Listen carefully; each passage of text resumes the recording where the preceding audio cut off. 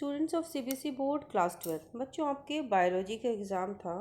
आज हम देखते हैं आपके एग्ज़ाम का रिव्यू कैसा रहा। आपका एग्ज़ाम, ये जो आपका एग्ज़ाम था वो कुछ बच्चों का अच्छा गया, कुछ बच्चों का बुरा गया, है ना। The questions asked in 2023 biology were mostly straightforward and there was nothing too tricky except for few question. जैसे कि बाकी सब्जेक्ट्स में भी हुआ है ना, वैसे इस सब्जेक्ट में भी हुआ है कि कुछ ट्रिकी क्वेश्चन पूछे गए हैं।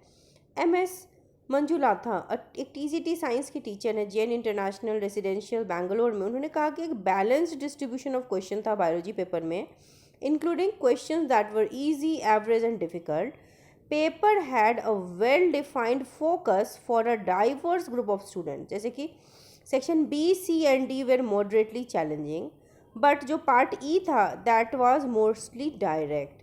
Despite following the CBSE 2023 sample paper format, the paper also required technical applications to answer the questions. तो बेसिकली कुछ बच्चों को इजी लगा, कुछ बच्चों को डिफ़िकल्ट। एनसीईआरटी बुक से क्वेश्चंस थे। So according to the subject expert, जो सेक्शन ए था, जो एमसीक्यू था जिसमें एनालिसिस एंड रीजनिंग था, दैट वाज मोस्ट स्कोरिंग। बाकी सब्जेक्ट्स में भी ऐसा ही हुआ है।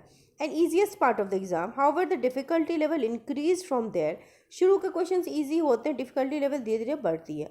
तो जो शॉर्ट आंसर क्वेश्चन थे एंड केस बेस्ड स्टडी जो सेक्शन डी के थे and section C was mostly difficult part of the paper and required out of the box thinking। तो यहाँ पे बहुत से बच्चे मार खाए, यहाँ पे बच्चों को दिक्कत हुई। लॉन्ग आंसर्स जो थे वो मॉडरेट बट डायरेक्ट थे फ्रॉम द बुक।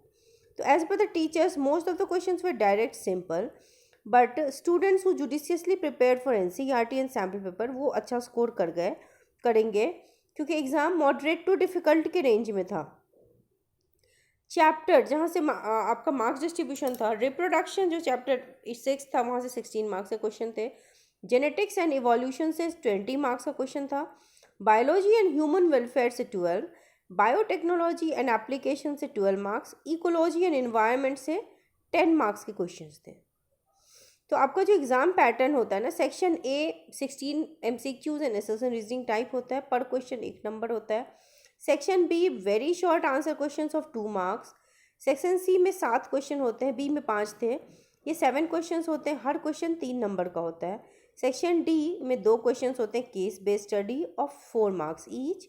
और जो सेक्शन ई है आपका, वो 3 क्वेश्चंस होंगे लॉन्ग आंसर्स जो कि 5 नंबर के होते हैं। तो ये आपके एग्ज़ाम का पैटर्न और ब्लूप्रिंट था। तो जो क्वेश्चन था दैट वाज, ये नहीं कह सकते कि बहुत मुश्किल था या बहुत ही आसान था, मॉडरेट था। कुछ क्वेश्चंस स्ट्रेट थे एनसीईआरटी से, कुछ क्वेश्चंस ट्रिकी भी थे, लेंदी भी थे। सो आई होप आपको बात समझ में आई हो। आगे के एग्ज़ाम्स की भी प्रिपरेशन ऐसे ही कीजिए। एनसीईआरटी से क्वेश्चंस आएंगे तो एनसीईआरटी की तैयारी ढंग से कीजिए। Wish you all the very best for your further exams.